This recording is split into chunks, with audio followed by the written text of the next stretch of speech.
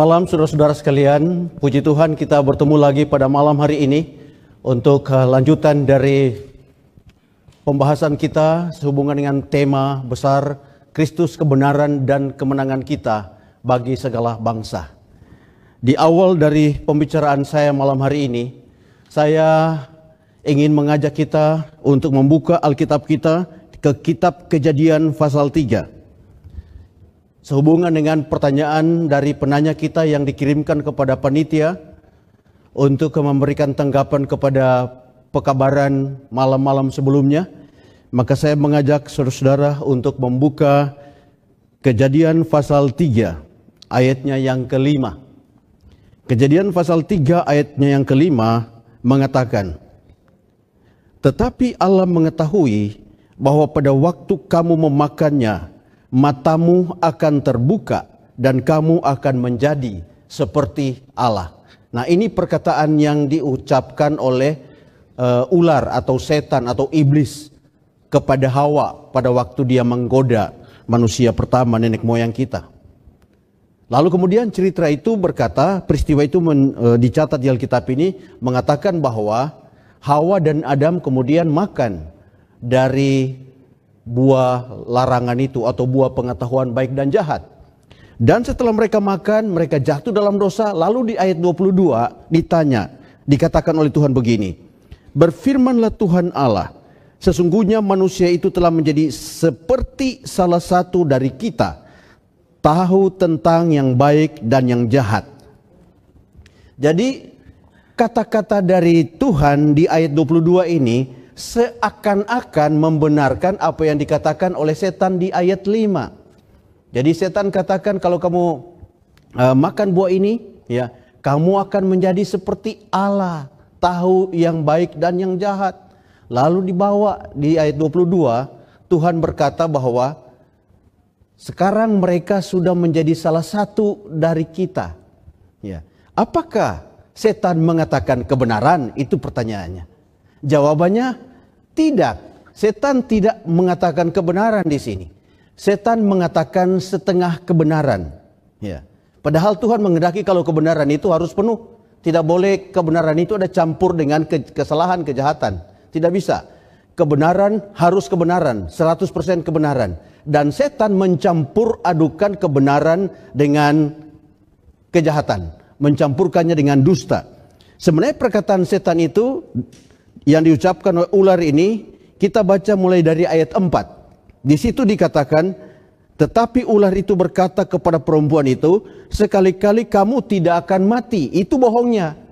Itu bohongnya. Jadi di ayat 5 kelihatan benar, tetapi bohongnya ada di ayat 4. Kalau kamu makan, kamu tidak akan mati. Lalu dia katakan kamu akan menjadi seperti Allah, tahu yang baik dan yang jahat. Di ayat 5 ini pun ada sesuatu yang disembunyikan oleh iblis di sini. Dia tidak benar-benar jujur menyampaikan. Jadi dia menyembunyikan, dia punya jebakan di sana. Ini seperti ketika dia menggoda Yesus. Dia katakan begini kepada Yesus yang kelaparan setelah 40 hari 40 malam berpuasa, dan dia katakan begini, "Kalau engkau anak Allah, ya, bikinlah batu-batu ini menjadi roti." Ini kelihatan sederhana. Cuma mengubah batu menjadi roti. Bisa dan gampang bagi Yesus. Ya. Tetapi Yesus tahu ada sesuatu yang tersembunyi di balik itu.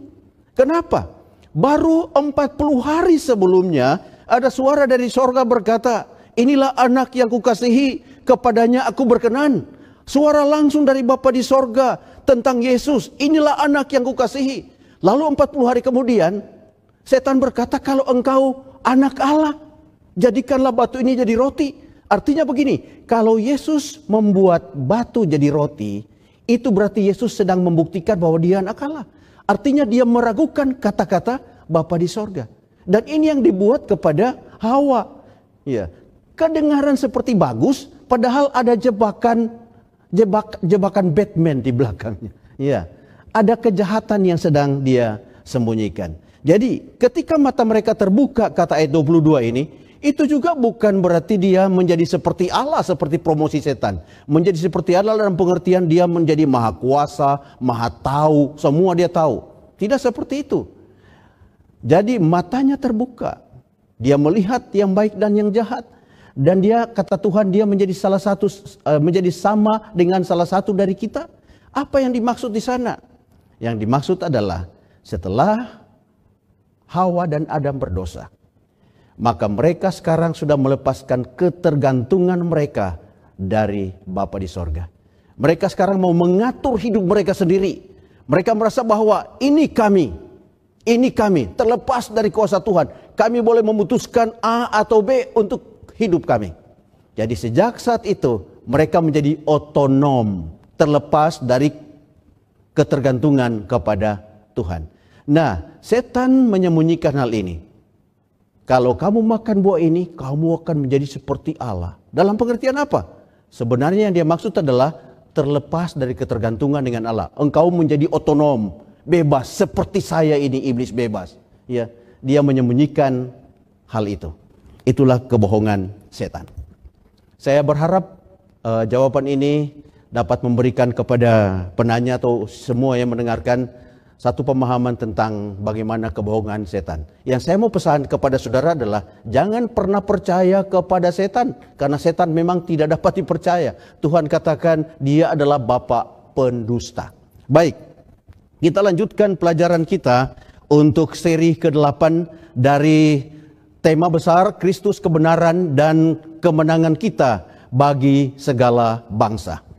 Sejak akhir tahun 2019 sampai hari ini, dunia disibukkan dan dipusingkan dengan serangan dari virus corona. Ya, virus corona, gambar-gambarnya aneh-aneh, saudara-saudara. Tetapi yang mengkhawatirkan adalah virus ini sebarannya begitu cepat. Padahal baru akhir tahun lalu dia muncul di China, di Wuhan, di Cina sana. Tetapi sekarang sudah 212 negara yang terdampak, saudara. 212 negara. Sudah hampir seluruh dunia ini terdampak oleh virus ini. Hanya di dalam beberapa bulan saja. Pandemi yang begitu cepat menyebar. Saudara-saudaraku yang kekasih, data dari gugus tugas percepatan penanganan COVID-19 itu, saya kutip data hari ini, tadi siang, mencatat bahwa dunia kita ini yang positif ada 3.917.627 orang positif corona. Yang meninggal, kasihan, ada 270.720 orang meninggal dunia. Dan puji Tuhan ada yang sembuh, 1.344.164 sembuh. Tetapi masih ada 2.302.743 orang yang sekarang sedang menunggu kesembuhan. Kita berdoa supaya mereka semua sembuh. Di Indonesia sendiri, setelah mulai ditemukan sampai hari ini, sudah ada 12.776 kasus yang terkonfirmasi positif. 12.776. Dan 930 diantaranya sudah meninggal dunia.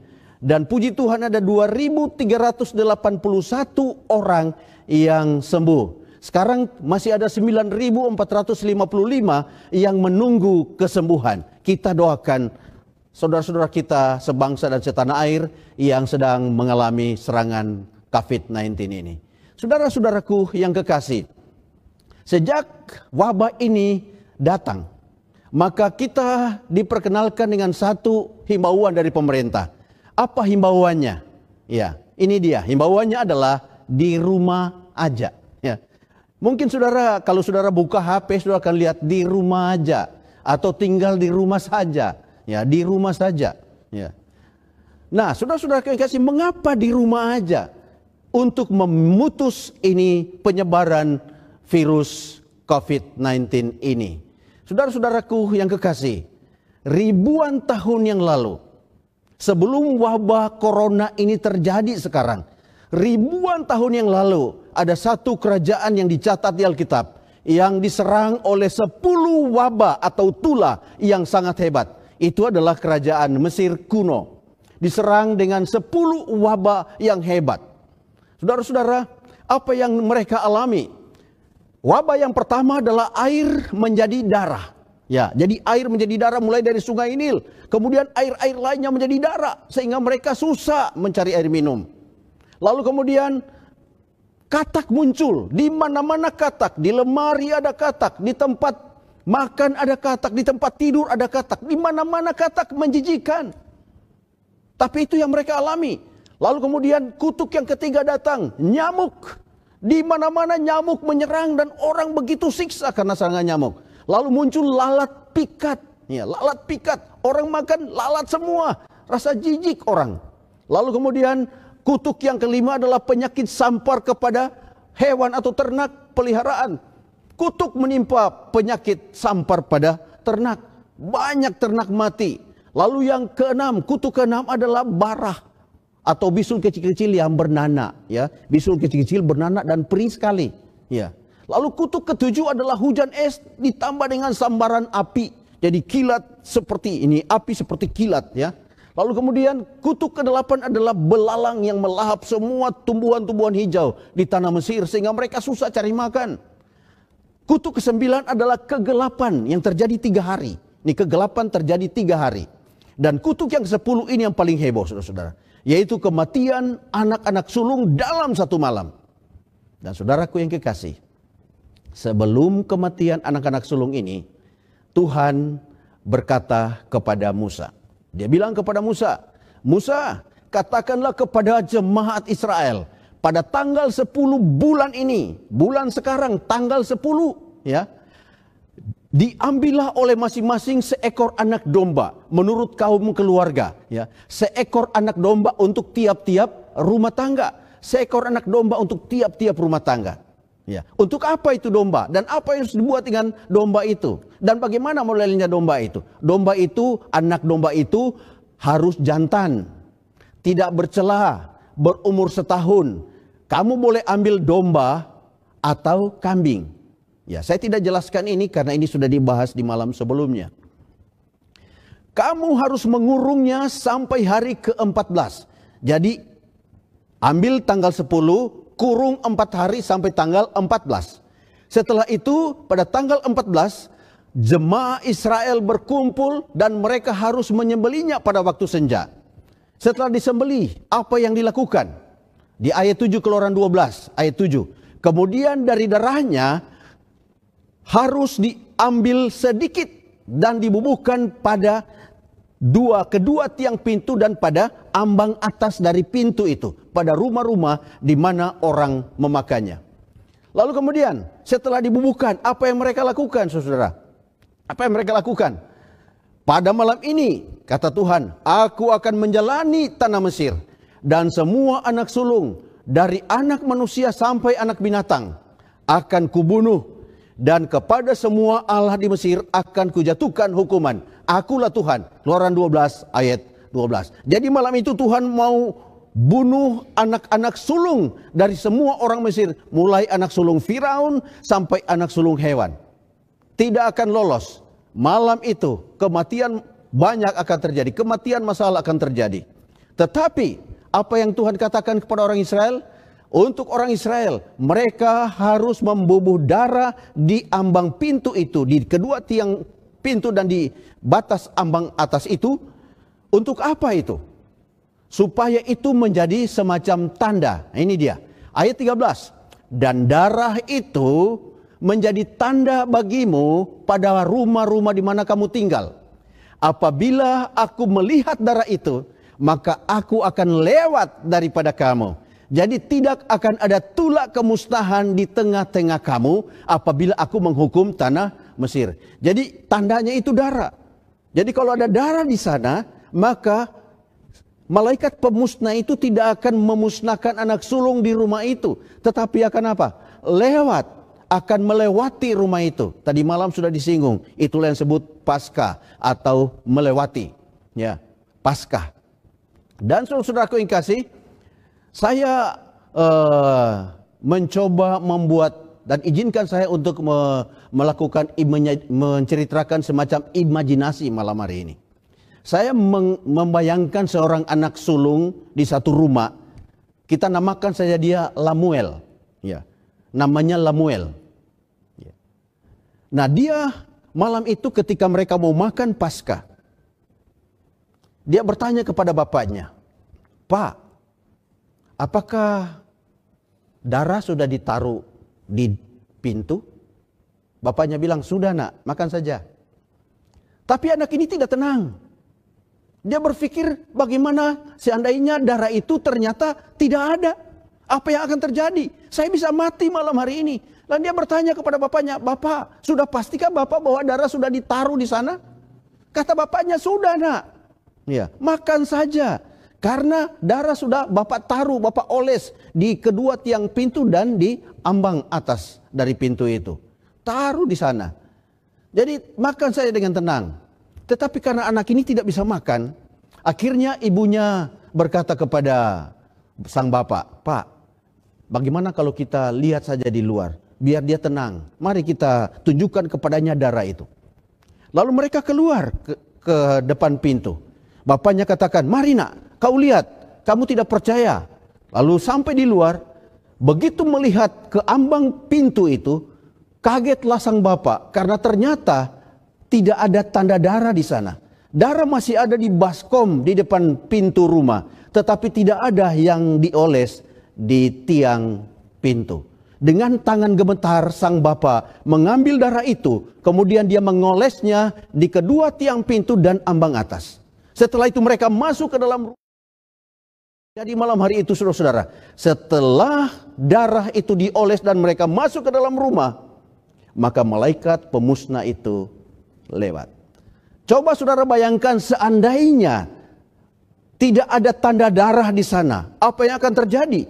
Pada saat kematian melanda rumah-rumah orang-orang Mesir, maka pasti di rumah Lamuel juga terjadi duka cita karena Lamuel mati juga. Tetapi puji Tuhan, malam hari itu mereka tidak terlambat untuk menaruh tanda darah itu. Saya mau katakan kepada saudara, kalau malam hari ini Tuhan katakan Anda dan saya harus memiliki tanda. Maukah saudara memiliki tanda itu? Ya. Atau mungkin saudara berpikir begini, sekarang kan tidak ada lagi tanda. Ya. Itu kan cerita dahulu kala. Sekarang tidak ada lagi tanda. Mari kita coba tanya kepada Alkitab. Bagaimana dengan zaman sekarang? Apakah ada tanda? Saya ajak saudara membuka Yehezkiel 20 ayat 20. Dikatakan begini, sucikanlah segala sabatku, supaya itu akan suatu tanda di antara aku dengan kamu, dan supaya diketahui olehmu bahwa aku ini Tuhan Allahmu. Aneh kedengarannya ya, tapi ini terjemahan lama, Alkitab terjemahan lama. Kenapa saya ambil terjemahan lama? Menarik juga ini. Nanti kita akan bandingkan dengan terjemahan baru. Nah, kita lihat terjemahan barunya. Kuduskanlah hari-hari sabatku, sehingga itu menjadi peringatan di antara aku dengan kamu, di antara aku dengan kamu, kata Tuhan. Jadi di terjemahan lama disebut itu akan suatu tanda, di terjemahan baru disebut peringatan. Jadi tanda dan peringatan itu sebenarnya sama. Jadi sabat adalah tanda atau sabat adalah peringatan. Peringatan akan apa? Bahwa akulah Tuhan, kata Tuhan ya, akulah Tuhan Allahmu. Jadi sabat itu adalah tanda bahwa Tuhan itu Allah dan saya ini, Edison Takasanakeng ini adalah umatnya. Dan saudara juga adalah umatnya. Sabat adalah tanda itu. Saya umat Tuhan dan Tuhan itu Allah. Ya. Yang berikut saudara, kita baca Keluaran 31 ayat 12 dan 13. Berfirmanlah Tuhan kepada Musa, katakan kepada orang Israel demikian, akan tetapi hari-hari sabatku harus kamu pelihara. Sebab itulah peringatan di antara aku dan kamu. Ingat kata peringatan tadi sama dengan tanda. Itu adalah peringatan di antara aku dan kamu turun-temurun, sehingga kamu mengetahui bahwa akulah Tuhan yang menguduskan kamu. Jadi saudara lihat di sini bahwa Tuhan berkata, kuduskanlah atau sucikanlah atau peliharalah sabatku. Karena itu menjadi tanda di antara aku dengan kamu, atau peringatan di antara aku dengan kamu, bahwa akulah Tuhan yang menguduskan kamu. Saudara sudah lihat dua. Yang pertama tadi di Yehezkiel 20 ayat 20 mengatakan itu adalah tanda bahwa Tuhan adalah Allah dan kita adalah umat. Di Keluaran 31 ayat 12 dan 13 dikatakan bahwa sabat adalah tanda bahwa Tuhan menguduskan kita. Jadi Ketika saya menguduskan Sabat, saya berkata, Tuhan, puji Tuhan, terima kasih. Karena Sabat ini menyadarkan saya, mengingatkan saya bahwa saya ini orang berdosa yang telah dikuduskan oleh Yesus Kristus. Puji Tuhan, karena Sabat mengingatkan saya bahwa saya sekarang menjadi umat yang kudus karena Allah kita. Kemudian, kalau kita melihat betapa pentingnya Sabat itu, sehingga Tuhan menuliskannya dengan jarinya sendiri di atas 2 keping batu atau 2 lok batu. Ditulis oleh Allah dengan jarinya sendiri. Ya. Jadi kalau kita melihat di sana, di hukum keempat itu adalah ingat dan kuduskan Sabat dan seterusnya. Masih banyak ke bawah, nanti kita akan baca sebentar lengkapnya. Tetapi kalau saudara melihat hal ini berarti pengudusan Sabat dan jangan membunuh itu sama. Itu artinya tidak berarti Sabat itu kurang penting dibanding dengan jangan membunuh, jangan berzina. Pengudusan Sabat sama pentingnya dengan larangan jangan membunuh. Pengudusan Sabat sama pentingnya dengan larangan untuk memiliki Allah lain atau dewa lain atau ilah lain, sembahan lain. Pengudusan Sabat itu juga sama pentingnya dengan larangan untuk membuat patung dan menyembahnya.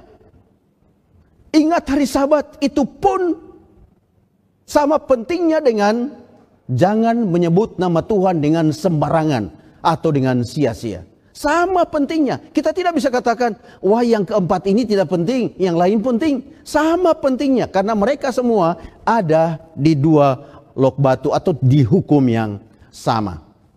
Mari kita coba lihat apa isi hukum itu, hukum keempat itu secara rinci. Mulai dari Keluaran 20 ayat 8 sampai ayatnya yang ke-10. Kita akan baca.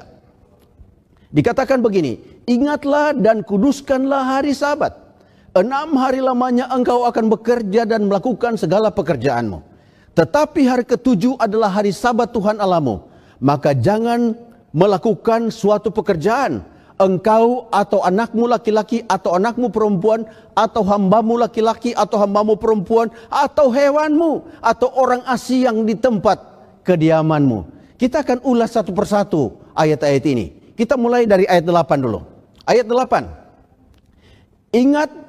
Ingatlah dan kuduskanlah hari Sabat. Saudaraku yang kekasih, kata ingat di sini, ya, kata ingat ini mengandung 3 implikasi di dalam. Ada 3 aspek yang terkandung di dalam kata ingat itu. Yang pertama adalah ingat itu berarti mengandung makna bahwa perintah untuk kuduskan Sabat itu sudah ada sebelumnya. Ya, sudah ada sebelumnya. Makanya Tuhan katakan ingat ya, jangan lupa ya. Karena perintah itu sudah diberikan sebelumnya. Ya. Itu kata ingat. Yang kedua, apa yang terkandung di dalam kata ingat itu? Itu artinya bangsa itu telah lama melupakan Sabat. Bangsa itu telah lama lupakan Sabat. Ya. Lalu kemudian hal ketiga, kenapa Tuhan katakan ingat adalah Allah mau hari Sabat itu diingat dan dikuduskan kembali. Itu dia. Yang ketiga. Jadi 3 hal yang terkandung dalam kata ingat adalah bahwa mereka sudah, bahwa firman itu sudah diberikan sebelumnya dan bangsa itu telah melupakannya dan Tuhan mau itu diingat dan dikuduskan kembali. Kemudian kita lihat di ayat 9. 6 hari lamanya engkau akan bekerja dan melakukan segala pekerjaanmu. Coba kita cek. Hari pertama. Hari pertama itu hari Minggu. Ternyata kata ayat 9 ini itu adalah hari kerja. Hari kerja.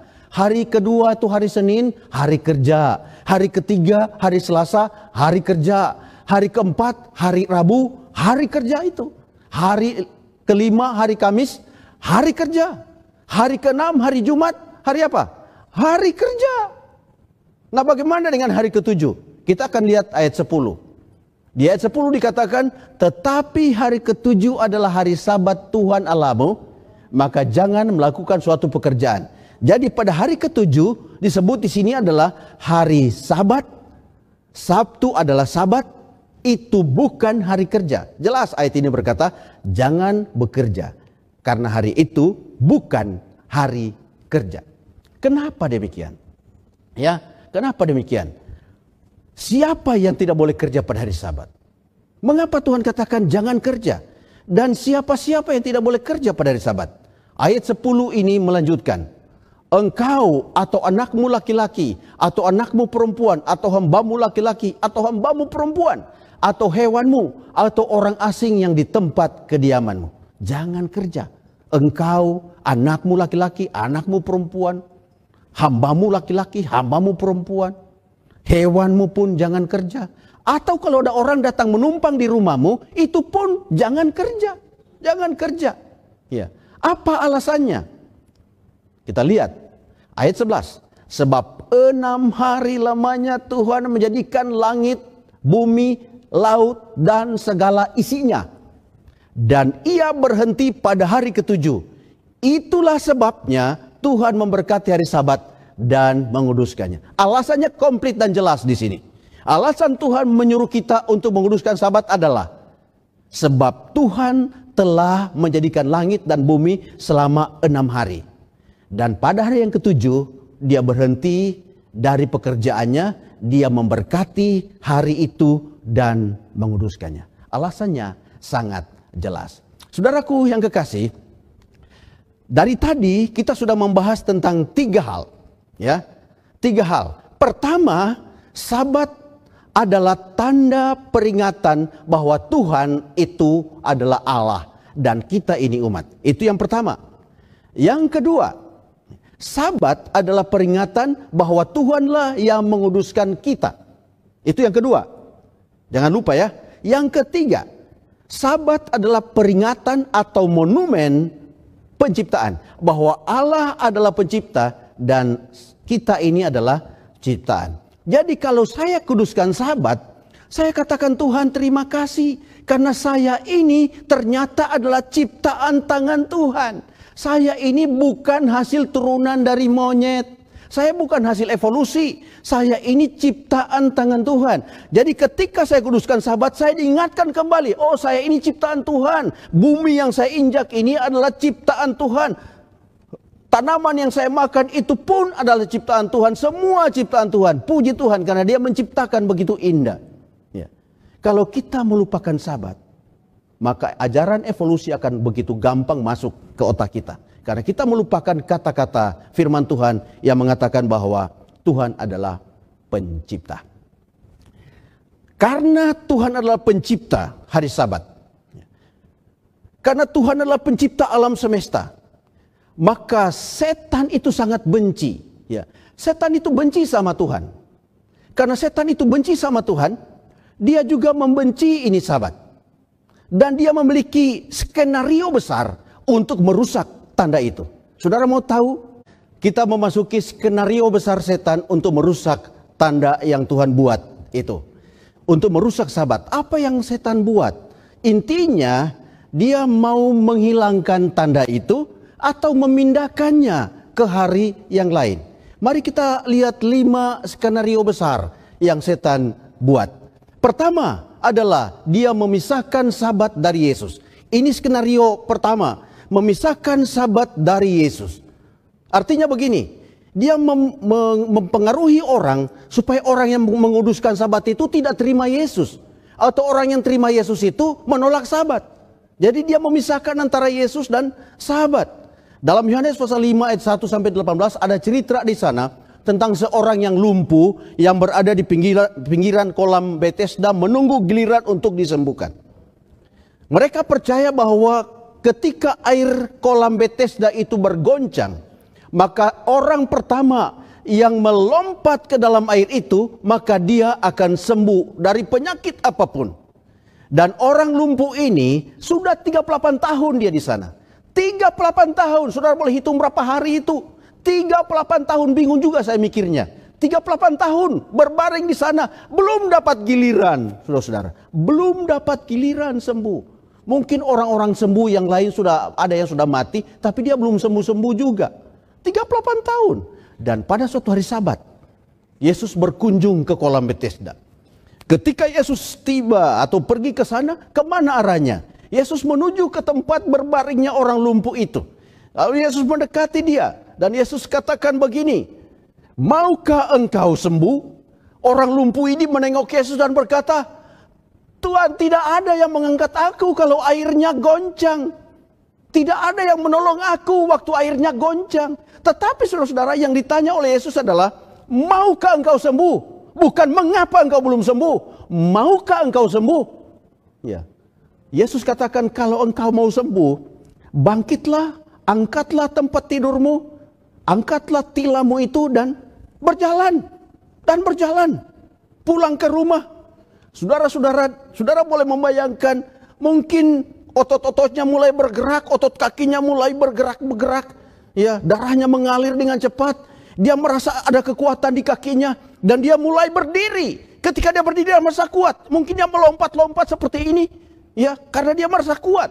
Dia melompat-lompat. Begitu sedangnya. Dia ingat Yesus tadi mengatakan, angkat tilammu dan berjalan. Dia angkat tilamnya dan dia mulai berjalan. Dia berjalan, saudara-saudara. Hari itu hari Sabat. Ya. Dia berjalan, hari itu hari Sabat. Dia ketemu dengan orang-orang Yahudi. Mereka tanya begini, kenapa kau pikul barang hari Sabat? Lalu dia katakan begini, orang yang menyembuhkan aku, dia yang suruh pikul tilam ini. Lalu orang-orang Yahudi bilang, siapa namanya? Dia baru sadar bahwa tadi dia tidak sempat tanya siapa namanya. Dia tidak sempat tanya siapa nama orang yang menyembuhkan dia. Bahkan dia pun mengatakan terima kasih juga. Tidak. Ya, tidak mengatakan terima kasih. Itu dia manusia biasa itu. Dapat berkat dari Tuhan kadang-kadang lupa katakan terima kasih. Dan orang lumpuh ini begitu. Suatu saat dia di bait suci ketemu dengan Yesus kembali. Dia sudah sehat jalan-jalan dia.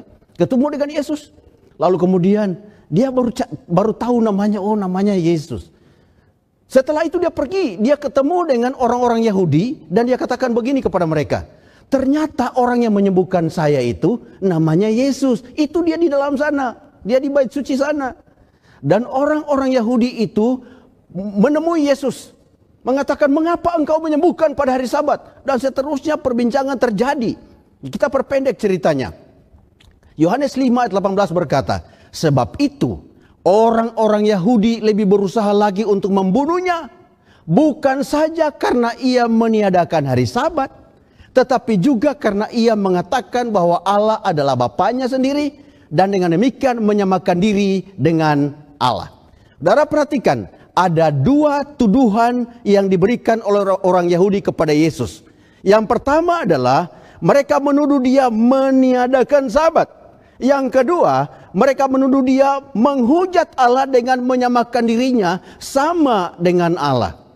Itu tuduhan menghujat, hukumannya mati. Ya. Dua tuduhan berat orang-orang Yahudi kepada Yesus.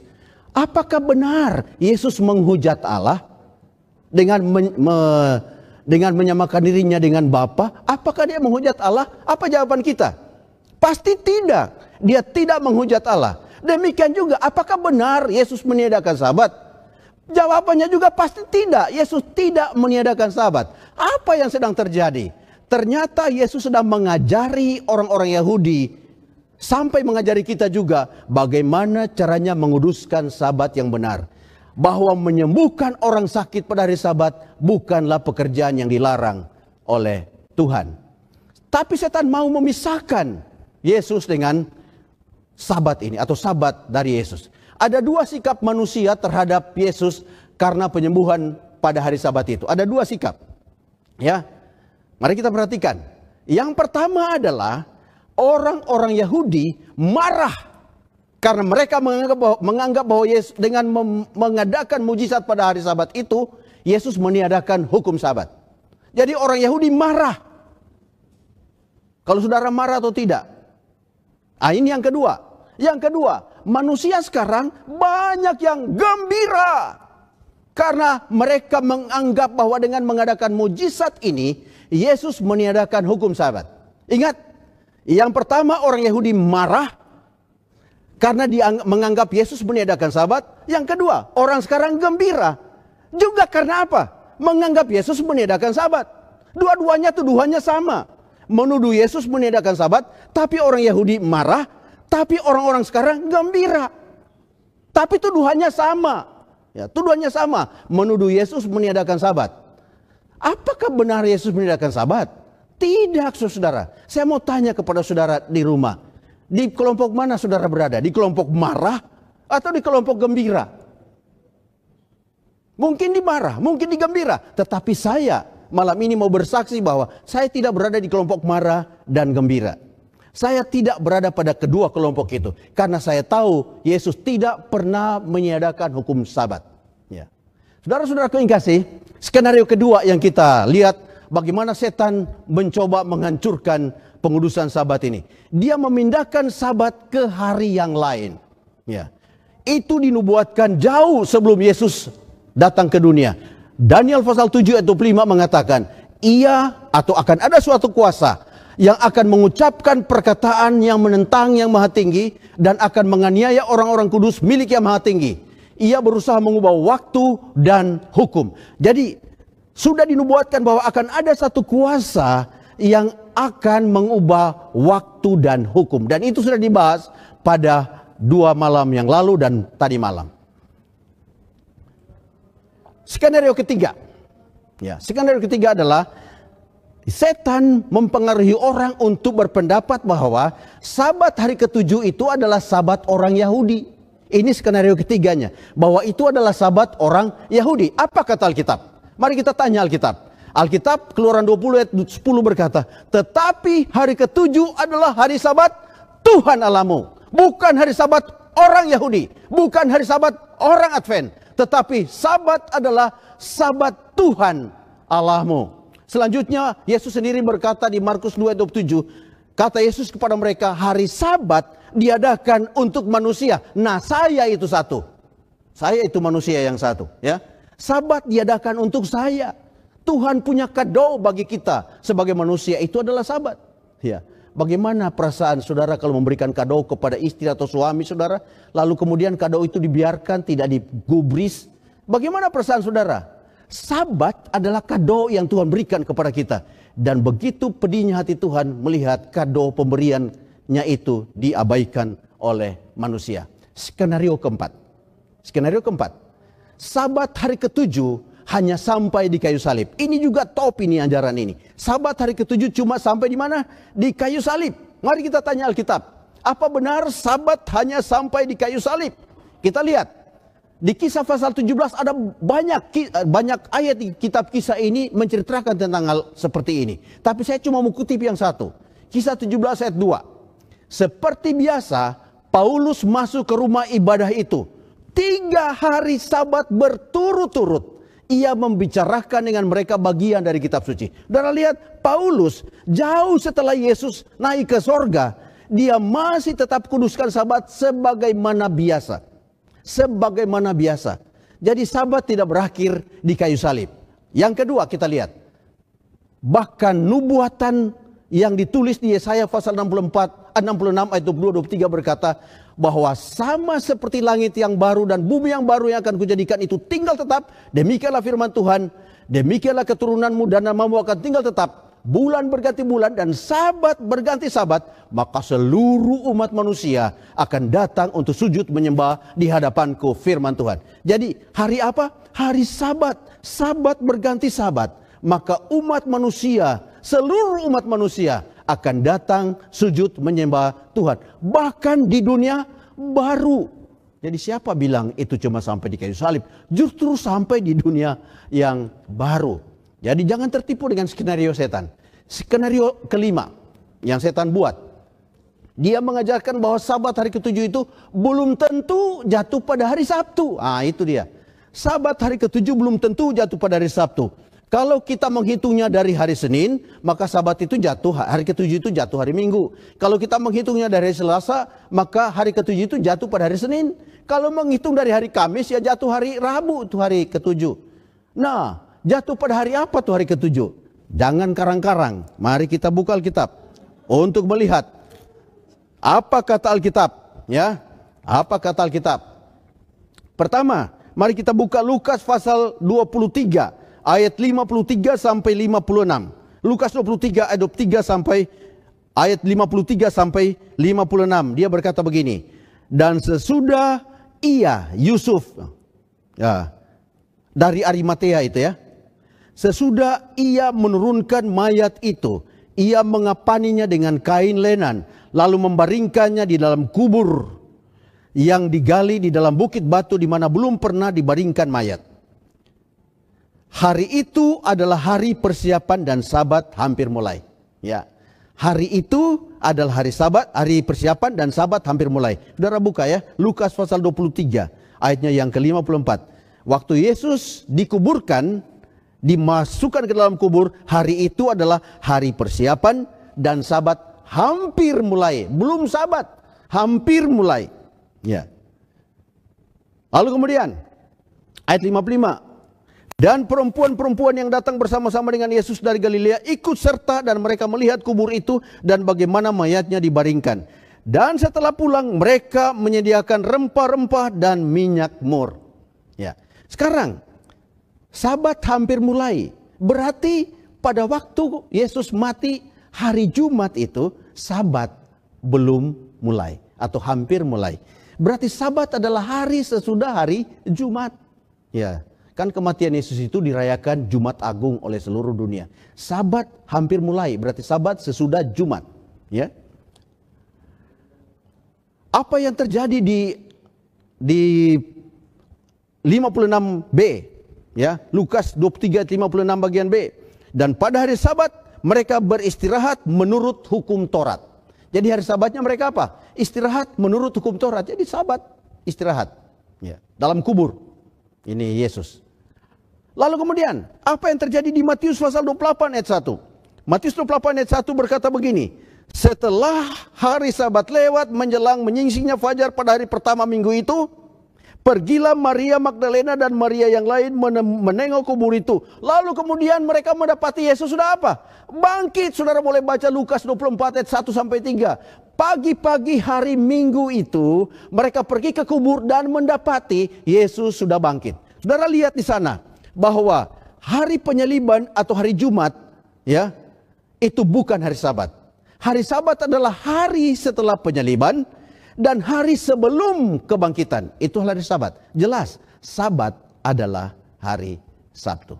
Saudaraku yang kekasih, saya ulangi dari awal supaya saudara tidak lupa. Bahwa Allah menciptakan Sabat itu sebagai tanda. Tanda apa? Tanda peringatan bahwa Tuhan adalah Allah dan kita ini umat. Itu satu. Yang kedua, Sabat diciptakan sebagai tanda bahwa Tuhanlah yang menguduskan kita. Yang ketiga, Sabat diciptakan sebagai tanda atau monumen penciptaan bahwa Allah adalah pencipta dan saya ini dan kita ini adalah apa? Ciptaan. Dan saya mau ingatkan kembali bahwa setan begitu benci kepada Tuhan dan dia membenci Sabat. Itulah sebabnya dia membuat berbagai-bagai skenario untuk menghancurkan Tuhan dan menghancurkan Sabat. Jangan sampai saudara tertipu dengan skenario setan.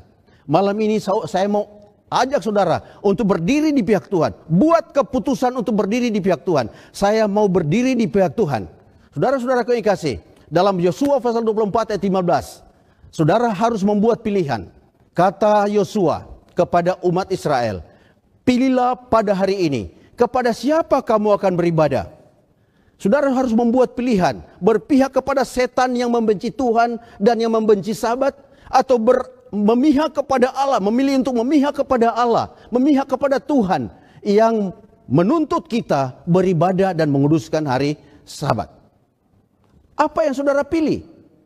Itu pilihan saudara. Tetapi malam hari ini saya mau katakan seperti Yosua, aku dan seisi rumahku, kami akan beribadah kepada Tuhan pada hari Sabat.